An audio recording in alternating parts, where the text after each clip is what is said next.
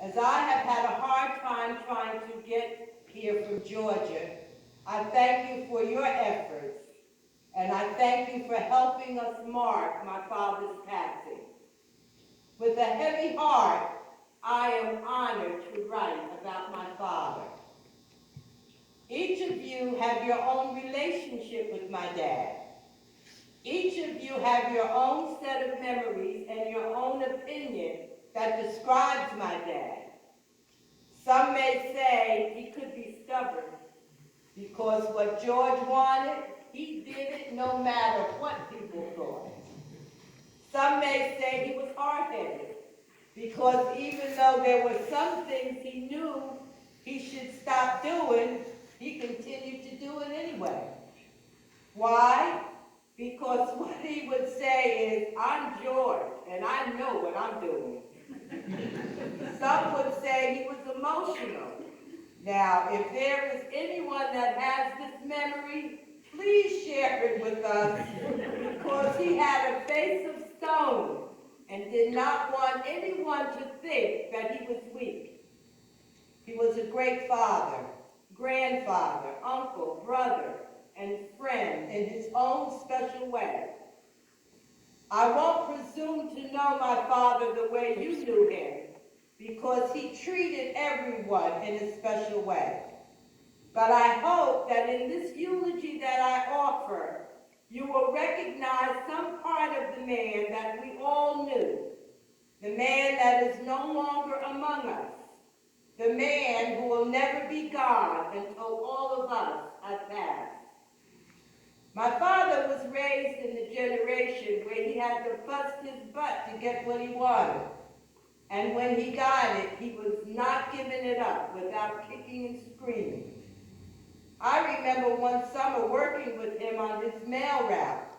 I said, this is cool, my first job, and I'm going to earn money and hang out with my dad. Well, George said to me, boy, you want to earn some money? Now, mind you, the first 11 years of my life, I thought my name was Boy. Because at one point, he was terrible, not just with names, even if I was his son. I left with him every morning for 2 weeks. And at the end of those 2 weeks, I sat down at the kitchen table expecting a payday of $60. He sat down at the table and said, you did well, and here's your pay. I opened up the envelope, and it was a $20 bill. Boy, was I confused.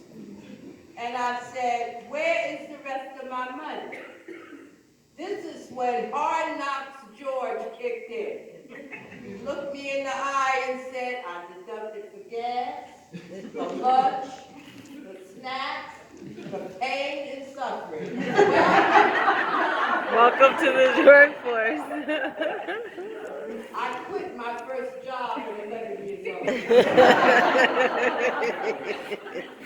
George was blessed with an independent wife, my mom, one with the expectation of working and not to be content to stay at home. His children were raised in the 60s and 70s, a challenging time for parents. When my mom and dad divorced, he was fortunate again to find a strong wife, that being my stepmom, Alma. This he needed to keep him as balanced as anyone could. At times, my dad would be presented with the need to cope with the behavior from either my sister or myself. He didn't have an answer for it. One that he would just have to cope with us right on the spot. When my dad was in this situation, he always fell back on the core values. He had learned and tried to impress these values on us both. It was important that we did the right thing. My dad didn't read books about child rearing. He relied on common sense values. My dad didn't know who Dear Abby was and would have thought he was weak if he did. These are just a few things about my dad, but if you didn't understand his methods or agree with him, one can say he loved his children, his grandchildren, stepchildren, nieces, nephews, sisters, and brothers. My dad and I were never as close as going to games and playing catch. That was not my father. He tried once, and he really sucked at catching, so I was just fine with it. But when I needed him, he was there. Of course, not without first a long lecture on life.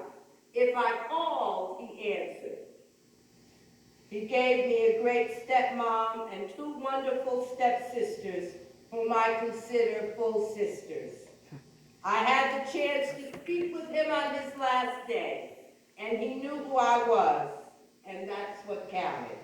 I will miss him, and I will never forget him. Love, Kevin. The things we remember.